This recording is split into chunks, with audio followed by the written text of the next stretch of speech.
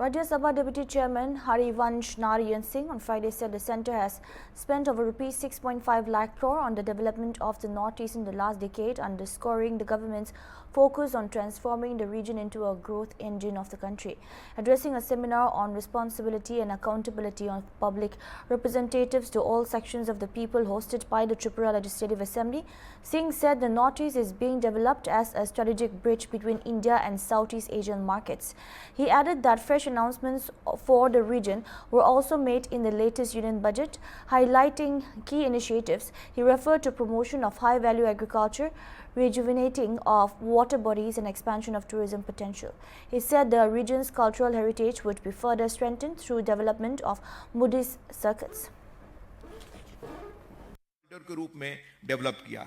कल मैं शाम में जब कल आया दोपहर बाद और दर्शन के उपरांत कुछ लोग यहाँ मिले, उन्होंने कामकाज की सरकार की बहुत सराहना की और माननीय मुख्यमंत्री की।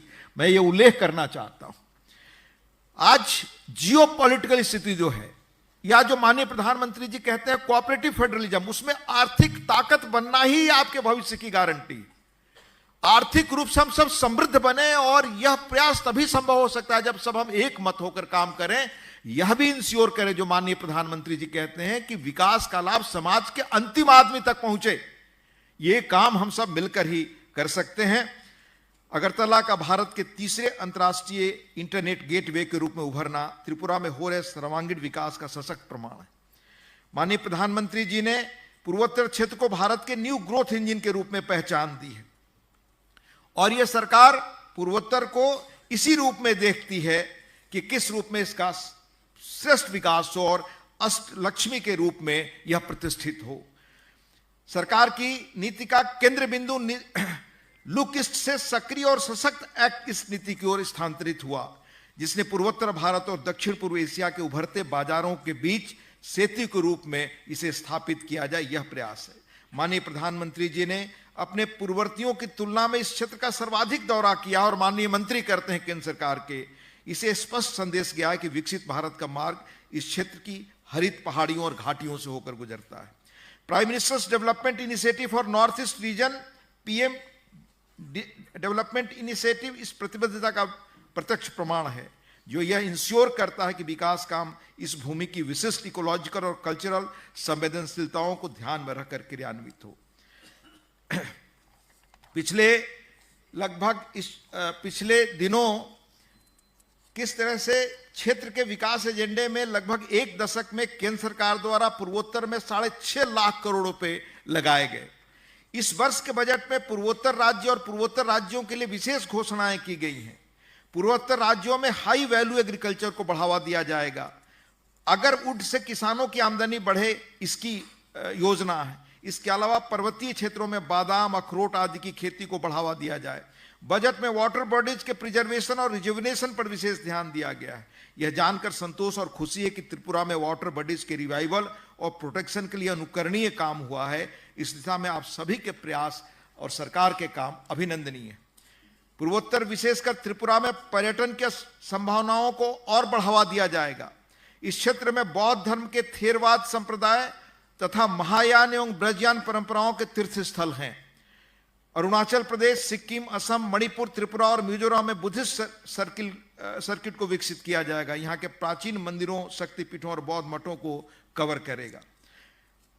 मैं बहुत विस्तार में गए बगैर और 2-3 चीजें मैं कहना चाहूंगा समय को ध्यान में रखते हुए।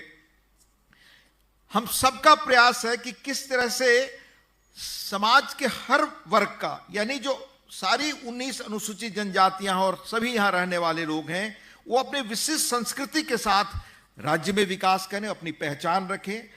सभी वर्गों की जवाबदेही का अर्थ है यह सुनिश्चित करना कि अगरतला में बैठे जनप्रतिनिधि किस तरह से पर्वतीय बस्ती में रहने वाले इन जनजातीय परिवारों के भी एक एक व्यक्ति का ध्यान रखें, जैसे शहर में रखने वाले व्यक्ति का रखते हैं।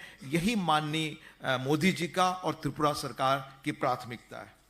मैं उल्लेख करना चाहूंगा कि जिन्होंने ये संविधान हमें दिया, जिससे हम सब एक होकर इस देश को आगे ले जाने में आज लगे हैं, उस संविधान के शिल्पकार डॉक्टर बी.आर. आंबेडकर ने संविधान एडॉप्ट करने के बाद संविधान सभा में अंतिम बार संबोधित करते हुए कहा था कि किस तरह हम समाज में समता लाएं और आर्थिक विकास करें। संविधान यानी डेमोक्रेसी की स्पिरिट क्या है? चुने हुए लोग इंटायर पॉपुलेशन का काम करते हैं, वो किसी स्पेसिफिक कास्ट, क्रीड या इंटरेस्ट ग्रुप के लिए काम नहीं करते। एक बार व्यक्ति जब चुना गया तो सारे समाज की रहनुमाई करते हैं। यह संविधान का मर्म है। इंक्लूसिविटी पर जोर है। इथिकल मॉरल ऑब्लिगेशन भी हमारा यही है। और गांधी जी ने भी कहा था कि हम सत्ता में रहते हुए ट्रस्टी हैं, उसी रूप में हमें काम करना है।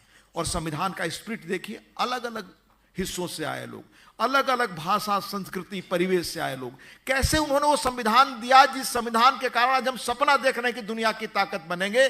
और दुनिया में आज जो हालात है उसमें सबसे तेजी ढंग से बढ़ने वाला देश भारत है। यह आपके लिए गौरव का विषय होना चाहिए। और माननीय प्रधानमंत्री जी कहते हैं कि राज्यों के तेज विकास से ही देश का तेज विकास संभव है। इसलिए कोऑपरेटिव फेडरलिज्म के तहत हमें कैसे काम करना है। इस संविधान की खासियत क्या है, जो हम में से हर एक व्यक्ति को समझना और जानना चाहिए। इस संविधान को बनाने में 2 वर्ष और 11 महीने 18 दिन लगे। संविधान सभा में 308 सदस्य थे। 2473 संशोधनों पर उन्होंने चर्चा की, एक भी व्यवधान नहीं हुआ। 395 अनुच्छेदों और 8 अनुसूची में यह संविधान दुनिया का सबसे बड़ा लिखित संविधान बना। पर कभी आपस में प्रदर्शन, हंगामा, व्यवधान, बहिष्कार की स्थिति नहीं हुई। याद रखिए, हजारों वर्ष से हमारा देश अलग अलग बटा हुआ था एक तरह का, लेकिन भाषा, संस्कृति, रस्मों रिवाज, रहन सहन सब हम लोगों का अलग था। पर उन लोगों ने बैठ करके हमें सारे